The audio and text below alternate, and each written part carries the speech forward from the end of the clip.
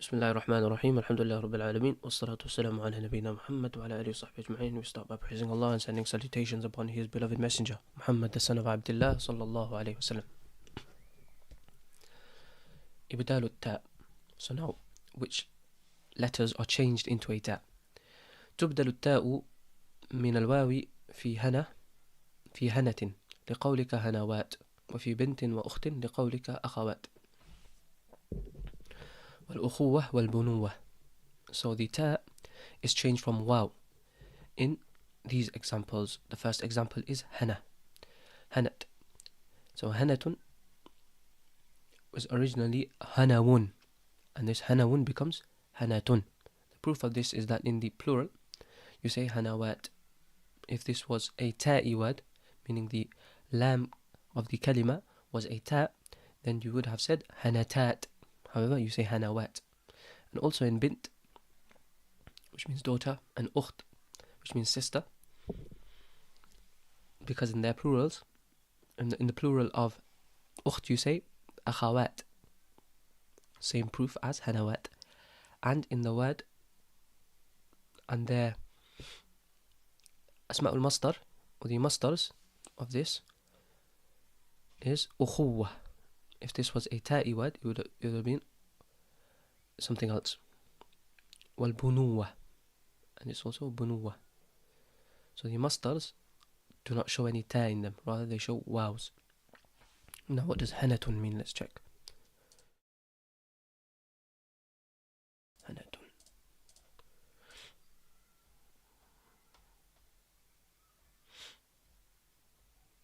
Doesn't seem to have anything here.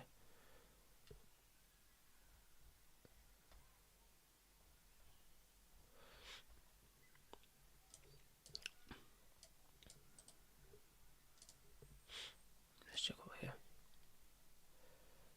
Before that, let me open the keyboard.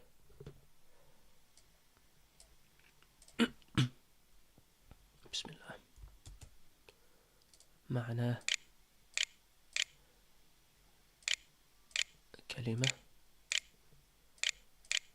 هنا, هنت.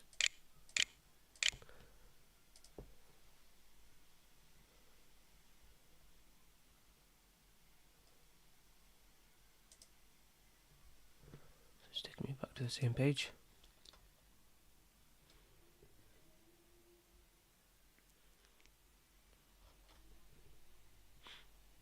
Let's see what the first entry says. لهجة نجرانية. And let's search on here. Control F. هنت. وهي زيادة كلمة هنت, تدخل على الفعل الماضي وتستخدم المخاطب المفرد. Okay, let's leave that. Let's see hanawat. Let's see if hanawat is if it tells us the meaning of hanawat.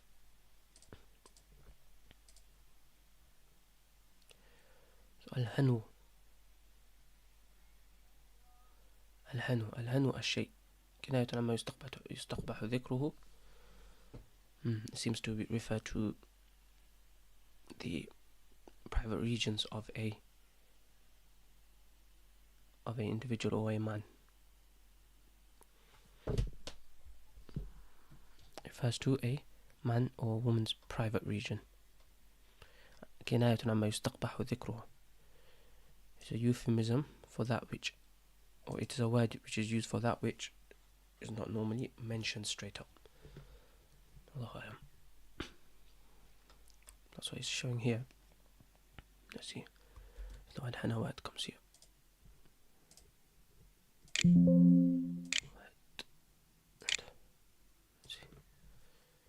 hanawat. الجمع.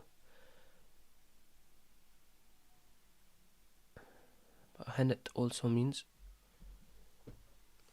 الذنب. الذنب والشر والفساد, to mean something evil. Hanatun. Let's see if there's any more.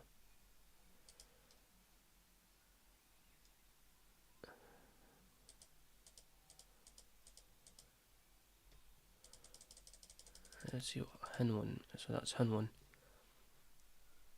So maybe this word it's brought, maybe this word hanatun, it's a badal or a variation of the word hanun. And there's also a third one which is al-hanu. Allahu alam. وفي تكأة وفي تكلان وتراث وتجاه وتقية وغير ذلك لقولك توكأت.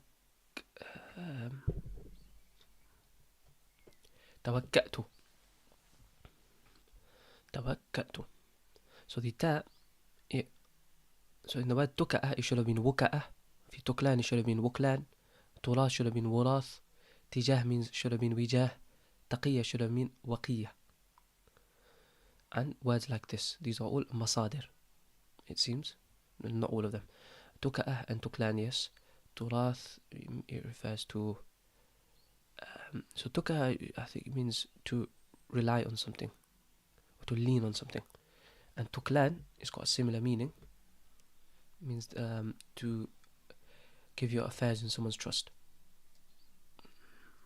Turath refers to the inheritance.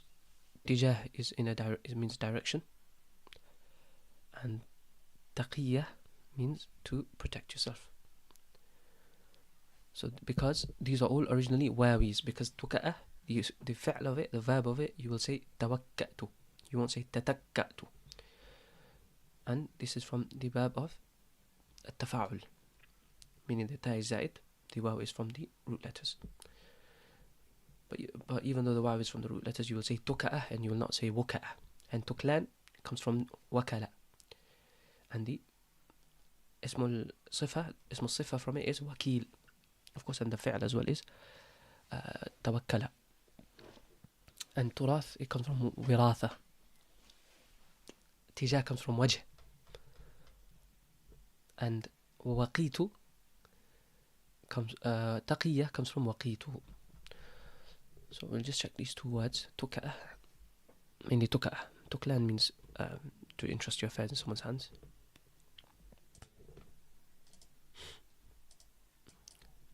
Tuka'ah.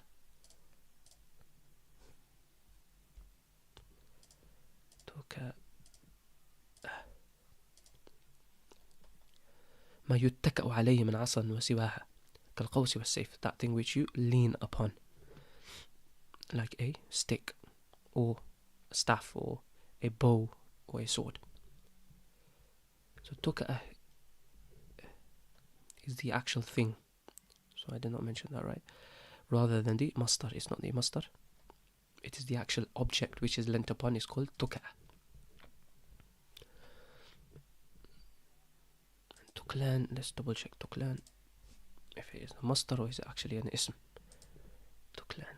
As far as I remember, it is a mastar. Allah knows best. At-tawakkul. Naam, it's a mastar. That means to entrust you. You say, alayhi tuklan, referring to Allah subhanahu wa ta'ala. Upon him is tuklan. Upon him is our trust. وقالوا أتلجه.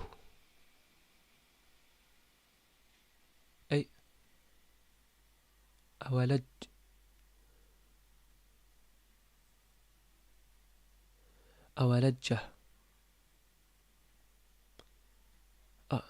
أتلجه أي أولجه. ومتى كانت فاء افتعل واوا أو ياء قلبت تاء في أكثر اللغات وذلك قوله. So what does this أولجه means to enter? أتلجه لا أدري. Let's check.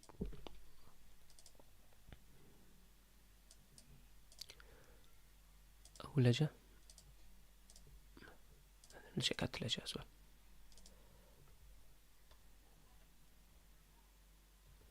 أولج means to enter.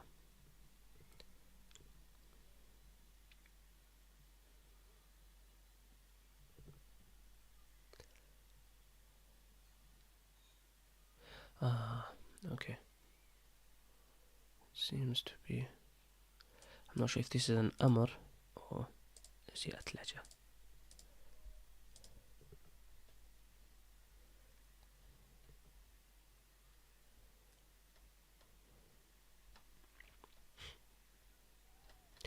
اتلج means to enter also. اتلج الشيء. So وقالوا اتلجه. I'm guessing this should be اتلجه. أي أولجه, meaning he entered upon it. But the difference between أولج and ولج, أولج means to enter something or in upon something. So it's the more transitive, and اتلج is intransitive. So I'm not sure what exactly. Sorry, I should have changed the screen. I'm not sure exactly what the difference. What he's referring to here. But we'll continue. ومتى كانت فاء افتعل واوا ومتى كانت فاء افتعل واوا أو ياء قلبت تاء في أكثر اللغات.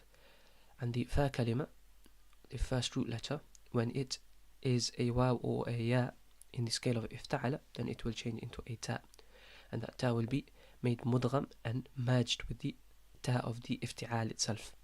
وذلك قول اتزنت, it was اوتزنت افتعلت. وإوتدعت becomes اتدعت, so the waw changed to a ta. واتلجت, I entered.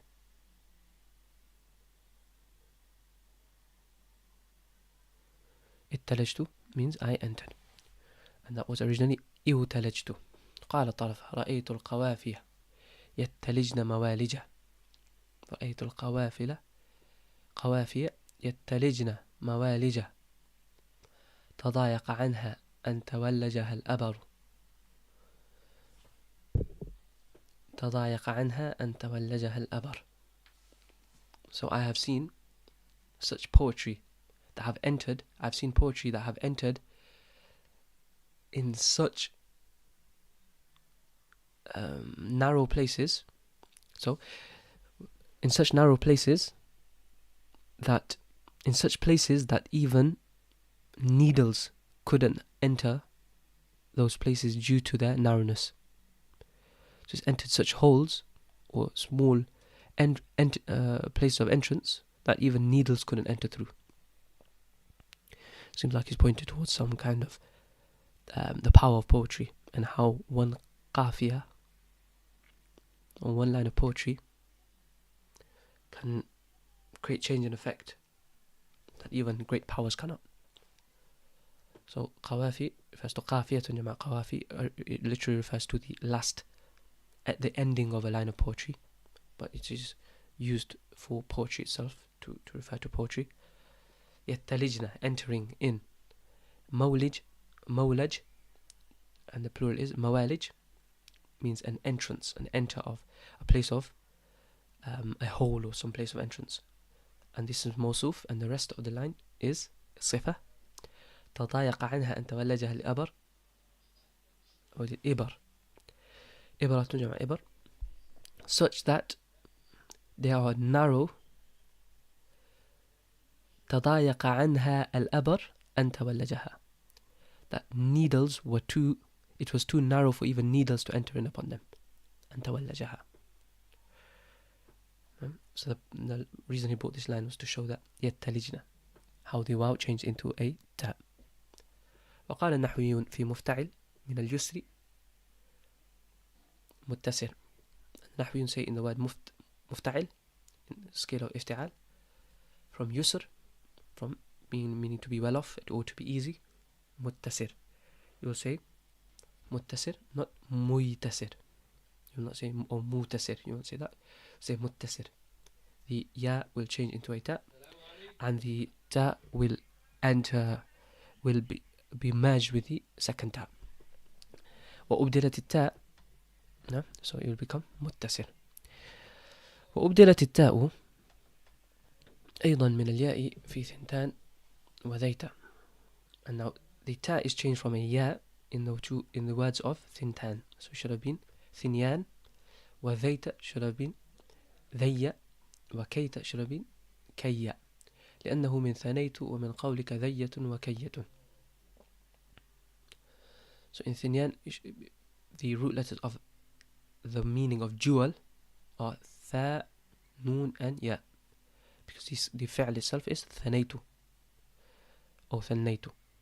I doubled. something. وَالذَّيْتَ originally comes from ذَيَّةٌ and كَيَّةٌ. ذَيْتَ and كَيْتَ means such and such. قيل أصلهما ذيوة وكيوة اجتمعوا وسبقت أحد بالسكون ثم أضغمت كناية عن الحديث. So it means like such and such. I said such and such. ذَيْتَ and كَيْتَ. Now, he says they come from the word ذَيَّةٌ and كَيَّةٌ. Now let's see what these words mean.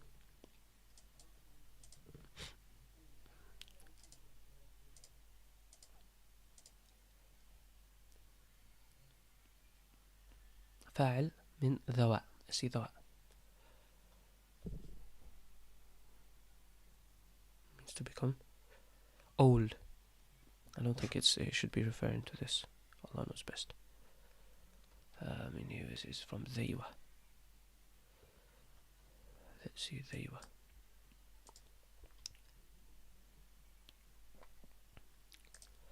ذيوة.